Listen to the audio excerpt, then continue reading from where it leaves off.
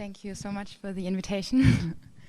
That's Jeanne, and I'm Sarah, and actually you can see the floating already here, and we've been welcomed by something that we know very well, which is very nice. Today we wanted to just introduce you a little bit into this space that we're spending a lot of time at, and once we get our keynote going, we will just dive in. So maybe you want to say why we're not allowed to be called university? Ah, yeah, that's a good. The basin is full of paradoxes, and I think this is really the prime example of one of those paradoxes that we meet on site. So for one entire year, we were calling our project Floating University, and it started as an art project with temporary funding, and we had a building permit and everything under this name, Floating University, and then due to some circumstances, the Berlin authorities they had some mix-ups, and they contacted within the offices, and then we got an email from one office that we had never had contact before prior to this moment, and they asked us for some kind of insurance papers, and they were like, but you're a university, so you have to have this. And we're like, no, we're an art project, we are just called university. And then all of a sudden this topic came up that you're not allowed to call your project university if you are not actually a university. And from then on, we started striking it through and tried to go with this, and it worked really well. And actually, until now, it's mostly the offices of Berlin who are calling us university without a strike through, and everybody else is using the strike through. So. Yeah, and so actually there is a new name for the project. From now on, we call it more the floating, without university, when you say it out loud, because even also using a name that would be close to university in German or in another language would not be allowed. So it's it's a project which has a name which doesn't exist. Anyway, maybe we can jump in now in the basin already. We wanted to take you along the way of the water, because our place where the Floating University is located is a rainwater retention basin. So here you see an aerial footage of Berlin, and you see that huge big blob in the middle, exactly this. This is the former Tempelhof Airport. It's an airport that hasn't been used as an airport since more than 10 years. And there's this huge airport building and huge amounts of sealed surfaces, like the runways and the area right in front of the building. And all the water that rains down on the sealed surface has to go somewhere. So when they installed the airport in the 30s, they also thought about where does this water go. And this water goes into the canal underneath the building, and then it goes into a tunnel, and we find darkness. And at the end of the tunnel, you enter here. So this is the exit of the tunnel where all the rainwater that gets collected on the airport gets brought to, and you can see that it's a huge inlet. And when you enter through the inlet, you enter into this oasis. So this is a picture from 2017.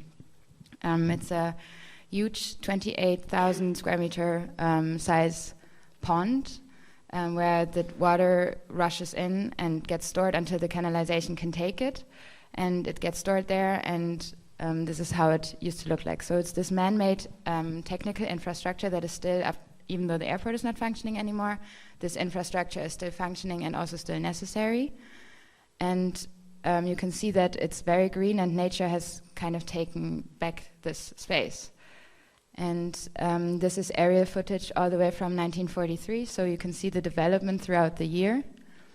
And what is really interesting to see is right when they stopped using the airport, so around 2008, 2009, 2010, you can see that changes happen. So here you have 2009, it's still very clean, and 2010, all of a sudden there's mud accumulating on the concrete basin. And then 2010, 2012, you see that there's green growing along the way, the direction of the water. There's greenery starting to form. So in 2014 already, you see that the formerly just concrete basin now is starting a new ecosystem.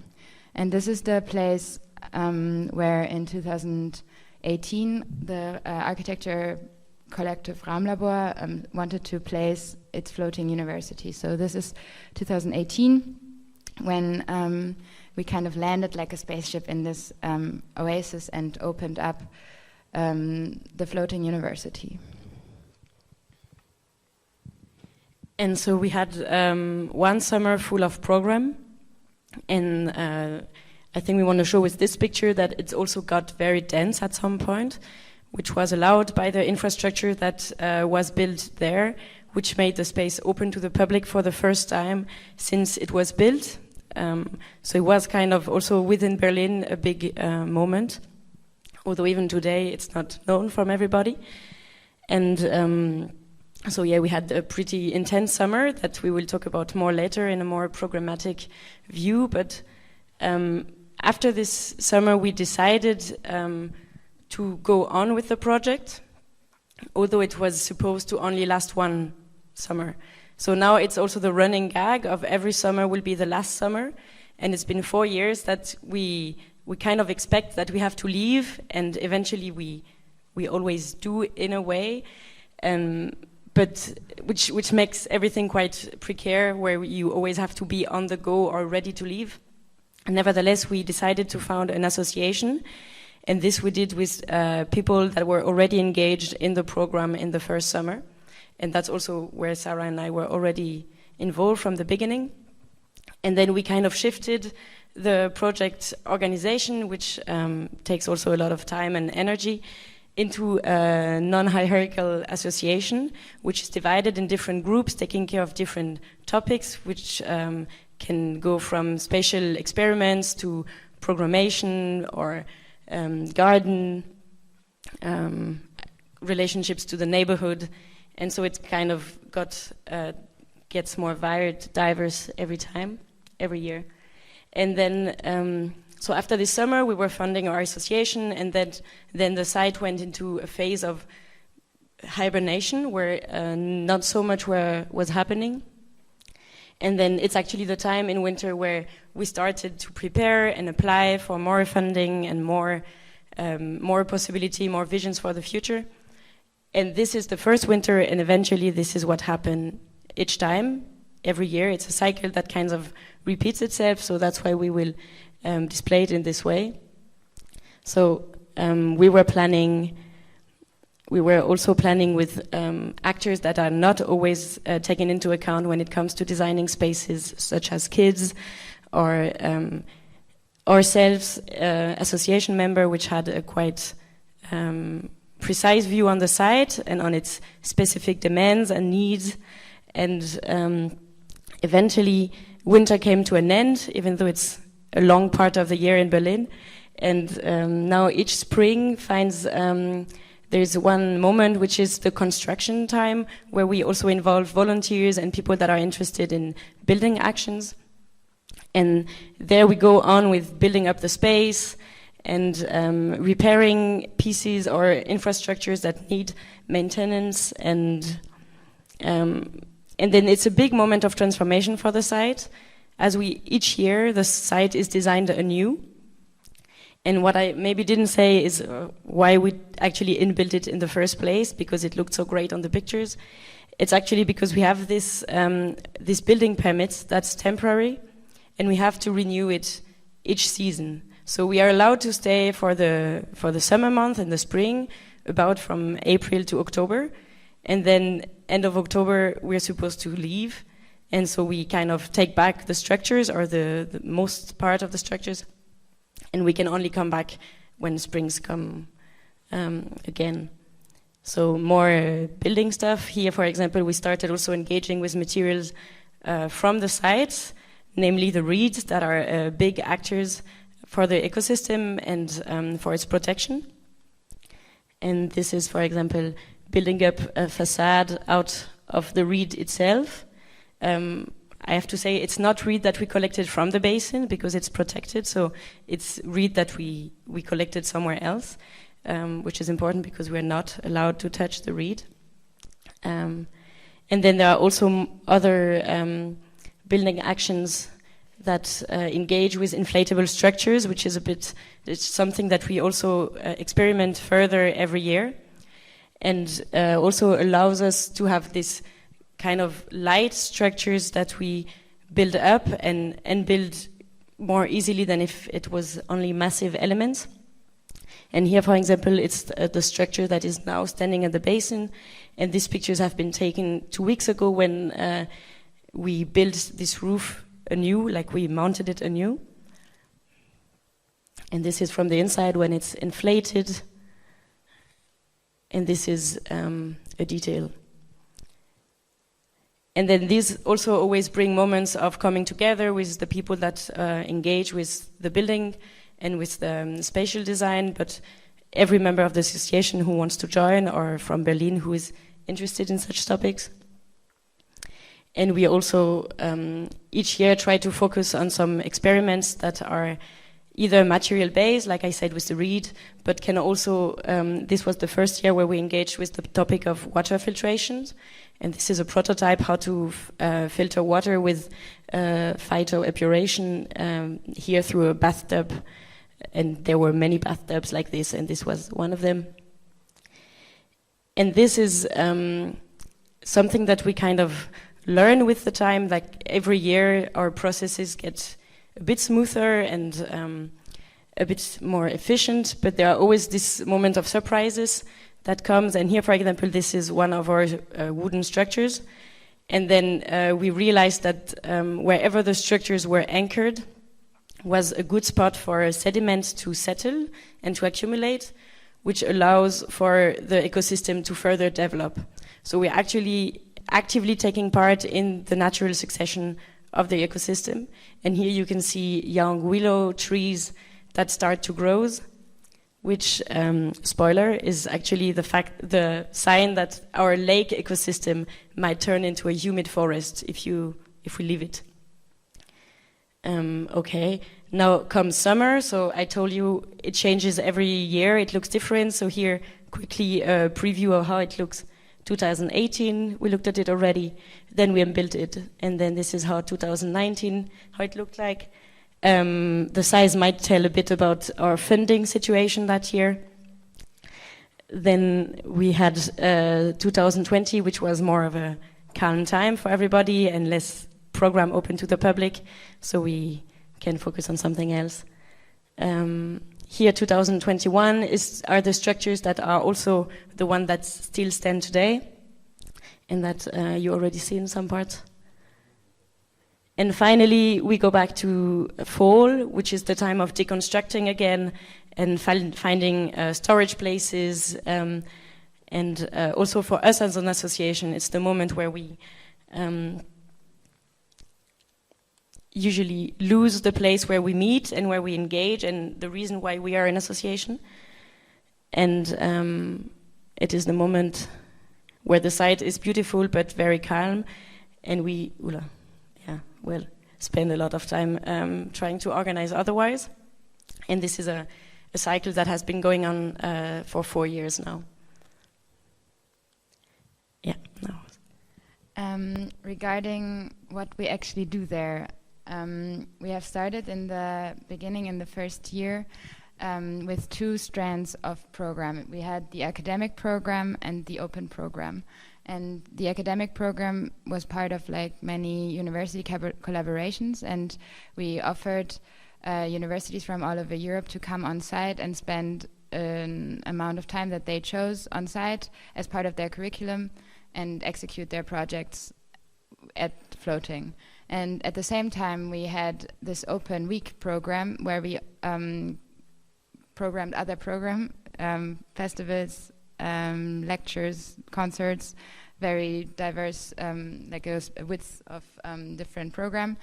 And these 2 things were intertwined, and this is what we have been continuing in the last 4 years, that this open program and this academic program become more and more intertwined.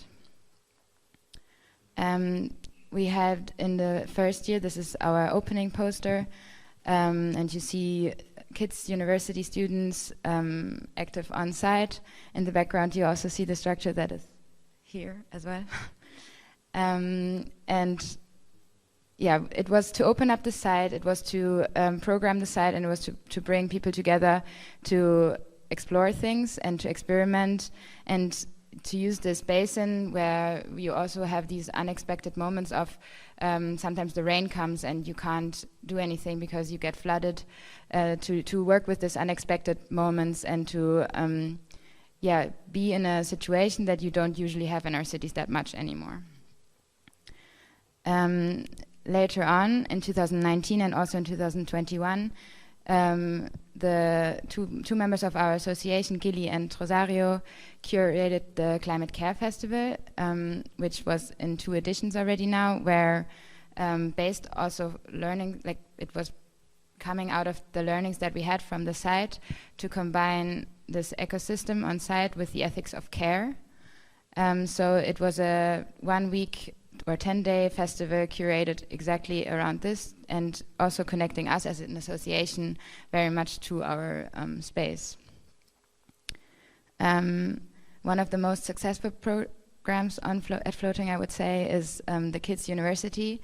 They have actually been there throughout all the seasons in all kinds of weathers and have become the best experts of the site.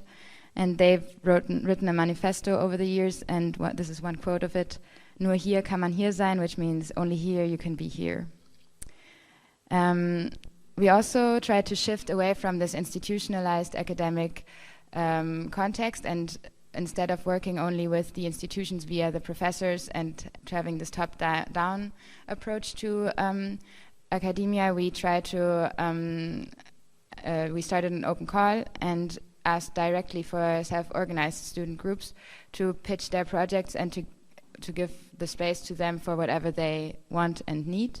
So this is the newspaper that was a result out of this 18 groups of free radicals that came on site and did their project, and this is a conversation between these 18 groups about what they did on site, why, and how this site influenced their work.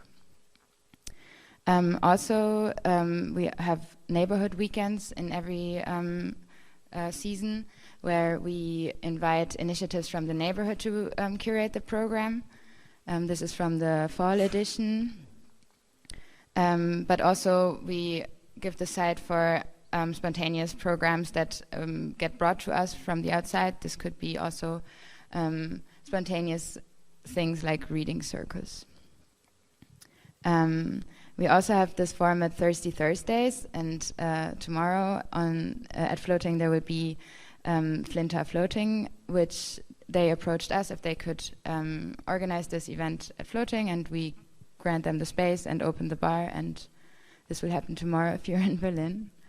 And another project that also really comes really right from the site is the project Water, Earth, Biodiversity Web, where we are analyzing the ecology of our site very much in detail in the aspects of the water, the earth, and the biodiversity. And this weekend there will be the first Open Soil Day, an association curated program offered to the public. And so all of this happens, and it's quite tumultuous over the summers always. It's a lot of work. And the thing is, the one thing that also always drive all this program is what is our future in this space? Is this sustainable, what we are doing? Can we stay? Can we keep on experimenting? Or is there always like a end point where we actually have to leave? And in order to maybe introduce you to this problematic, which is something that is quite difficult to talk about within Berlin and also within the Floating Association, because it's a lot of politics of different interests within the cities, and still it's quite important to know how such a project, which has been awarded a few times, which has, I think, really the intention to give back to its neighborhood and to its local artists and local communities, why it is always this fight about staying or leaving. And here, for example, you see a map of our actors, our main actors. So we have Land Berlin, which is the owner of the land, It's also the city of Berlin then. Then we have Tempelhof. It's a company which administrates the infrastructures. Actually, they are in charge of the former Tempelhof airport buildings.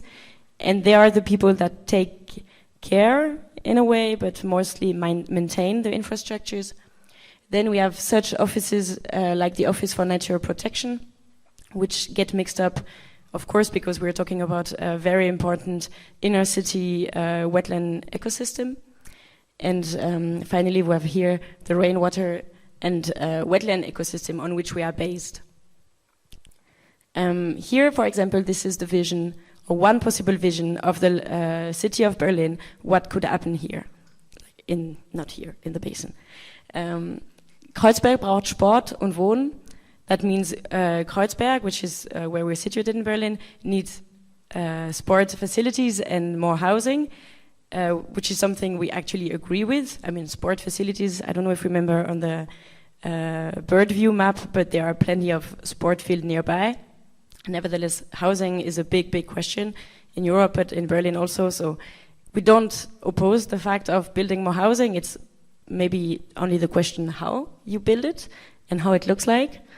Then we have the maintenance company, which has quite brutal way to engage with the site, and under the pretext of actually cleaning it and making the water go through more easily, which actually has a very economical sense. It's very expensive to let the water flow directly from the basin within the through the canal without filtering it. So they have to invest a lot of money in this. And so they want the water to go out as quickly as possible. And this induces moments where they kind of just tabula rasa, just clear everything. So all the soil, all the sediments, only a small part of the reed bed they are not allowed to touch. And that is how we come to the what we call the preservation paradox. It is that the office that I told you of nature preservation, which is involved and looks at the ecosystem and how it is sustaining itself or evolving, has stated that we are not allowed to walk in the reed. Fair enough, it is a habitat for many species, it has a rich biodiversity, so of course it should be protected. But then we as an association are now, since a few days, not even allowed to put a foot on the concrete flooring, which makes very little sense because this has no little part of any ecosystems at all. Whereas the maintenance company just comes every 3 months and just push everything away. So we're living into these two paradigms that we have to play with. And this is eventually what we would like to continue doing. And most importantly, let the site be open for the site, for the public. And on another scale, which interests us as well, is the natural succession of this ecosystem we're part of. And I told you that might even develop into a humid forest, and which is a very spontaneous ecosystem. And this is, I think, also a place that we have to note as a very important place of learning, because it is rare that ecosystems develop at such a rate. But it has also to do with the fact that these sites always live under extreme conditions of either drought or high amount, like a huge amount of water flowing in at one time, which makes it quite resilient. So it is used to being dry and being wet and being dry. And this all you can observe from within the basin, and it kind of bring all the scales of, that are sometimes hard to comprehend when you talk about climate crisis. It kind of bring them down into one space, and I think only for this reason it should be a place where humans are also allowed to be, to keep on making this experience. And this is now our vision of the space. We are not completely against the fact that the space could change, and that it could be one day it could be housing, or that it could be completely transformed, that the infrastructure could disappear. but we really wish as an association to be part of the processes that are taking place there and the decisions that are going to be made as the association, but to speak in the name of the entire Berlin community that can engage with it, that could not engage it with this space anymore if it disappears. And this picture was taken a few weeks ago. I don't know when it rains. No, it's flooded, so it's maybe a bit older, but this is showing like the brutality of rain events on the space, where within 2-3 hours the water level rises so much that you can't see anything anymore. And that was the end.